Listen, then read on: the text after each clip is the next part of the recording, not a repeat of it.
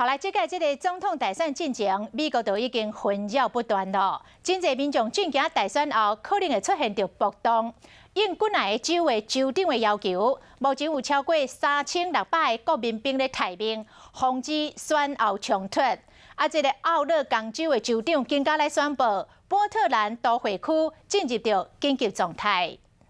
来甲看，这是美国的白宫，四周围拢围栅栏，而且出入的人拢要接受严格的检查。这是为着防止大选以后可能发生暴力活动。那白宫提高警戒，伫美国多个所在店头啊，拢先伫玻璃橱外口订房啊。另外，还有超过3600名的国民兵，伊要来应付总统大选投票了后可能会发生的暴力冲突。